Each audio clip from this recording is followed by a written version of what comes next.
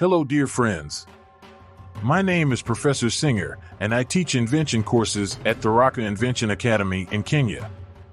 Whether you're just starting your creative journey or already nurturing your inventive spirit, our academy, through its book, The Strategic Application of Ever So Powerful Artificial Intelligence, as well as its online courses, equips you with the tools and guidance to transform ideas into impactful solutions.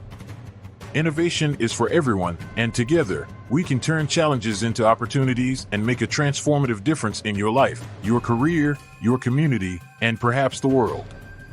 We'd love to join you in your journey.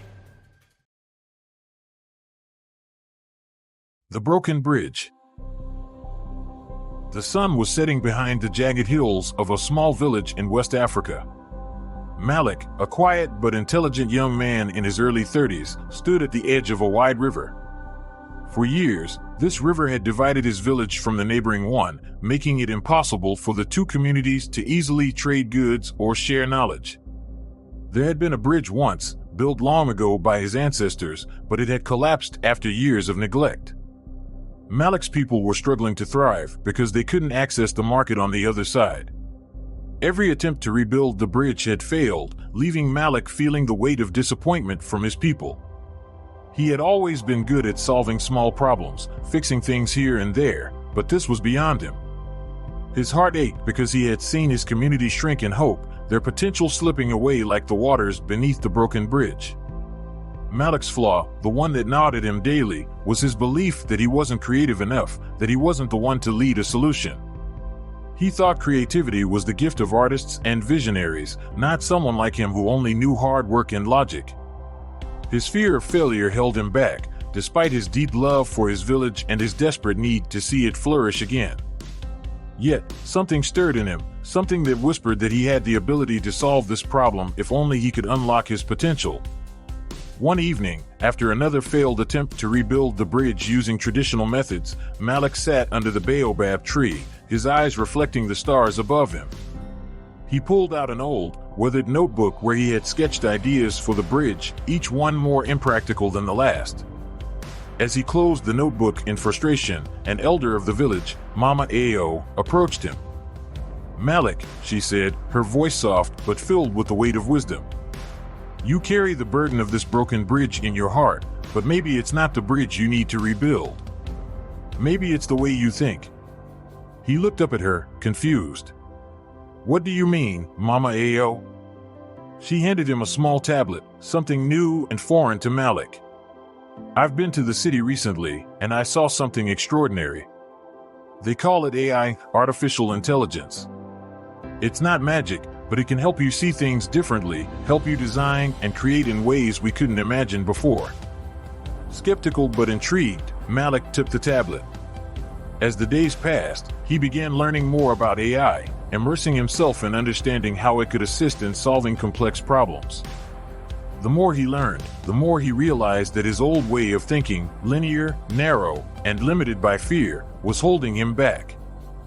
He discovered the world of problem-solving frameworks, design thinking, trees, systems thinking, all enhanced by AI tools that could predict outcomes, simulate scenarios, and even generate ideas.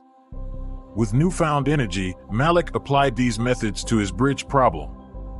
He used AI-powered tools to analyze the river's current, the materials available in the village, and the structural integrity needed to withstand future floods. He created models, tested them virtually, and refined his designs. Every time he hit a wall, the AI tools guided him back, offering new insights and creative angles he had never considered before. But this journey wasn't without conflict. The village elders, skeptical of Malik's magic box, questioned his methods. "This is not how we've always done things," they said. "We trust in tradition, not machines." Malik felt the weight of their disapproval, but he also felt the pull of progress. The tension tore at him. Was he betraying his roots by embracing this new technology? Or was he honoring them by using every tool available to ensure the future of his village? The conflict came to a head when a massive storm threatened to flood the river. The elders wanted to rely on the old methods, building a dam upstream with nothing but their hands and simple tools. Malik, however, knew it wouldn't be enough. With the data he gathered, he was certain that without immediate action, the river would overflow and wash away what little remained of the old bridge's foundation. In a tense village meeting, Malik stood up, his voice trembling but resolute. "I know the old ways have served us well," he said, "but they won't save us now. We must embrace the future, not out of disrespect for the past, but because our survival depends on it." The storm came that night, fiercer than anyone had anticipated. But Malik was prepared. Using the AI-enhanced design, he and a small group of villagers had built a temporary but sturdy structure that redirected the floodwaters. The village was saved, and for the first time in years, hope bloomed where fear had taken root. With the storm past, Malik's bridge, designed with the help of AI, was built. It wasn't just a physical structure, it was a bridge to a new way of thinking. As the two communities began to trade and share knowledge once more, Malik realized that his journey wasn't just about building a bridge. It was about rebuilding himself, his confidence, his creativity, and his belief in what was possible. He had sacrificed his old way of thinking. He had redeemed not just his village, but his own spirit.